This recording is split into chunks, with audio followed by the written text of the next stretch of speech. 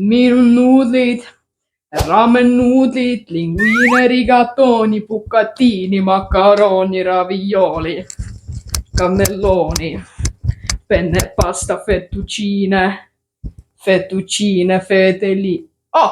Joo! Me teeme täna ramen nuudleid. Kui kõht on tühja, korisema hakkab, nüüd on aeg, kus Mr. Kennuritu kohkab. Nii, esimene asi ramen nuudlite tegemisel muidugi on kas kauss või anum. Ja teiseks asjaks, mida on vaja, on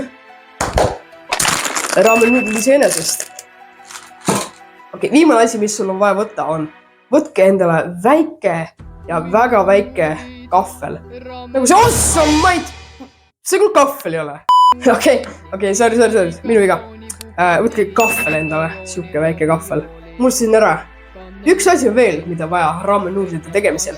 Ja see on trummivõrin. Teil on täiesti õigus. veekeedukann. Ja see on juhuslikult sama keedukann, millega ma tegin enda ramen nuudli videot. Ja täpselt selle sama lauaga ka. Ja selle kausiga. Ja selle kahvliga.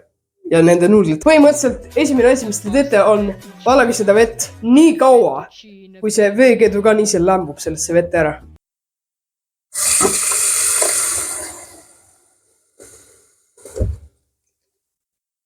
Okei, ja kui te olete kallanud selle vee nii palju ära, et isegi veekann ei suuda seda enam hoida, pange kaan kinni. Pange oma alusele. Pange see enda ilusale alusele. Pange see enda ilusale. Pange ta enda ilusale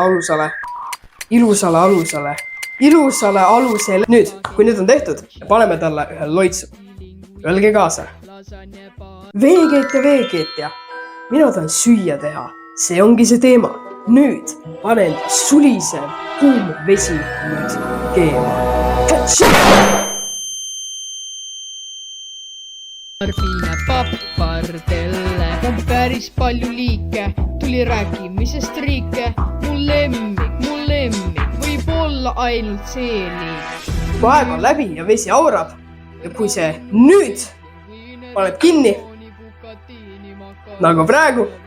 Okei, põhimõtteliselt mida ma räägin siin on lihtsalt valage ramen nuudlid sinna kaussi, sööge ära ja siis jooge muidugi H2O peale, sest miks ka mitte. Sellega lõpetame meie enda 5. osa ära. Näeme teiega laupäeval. Praeguseni. Tšau!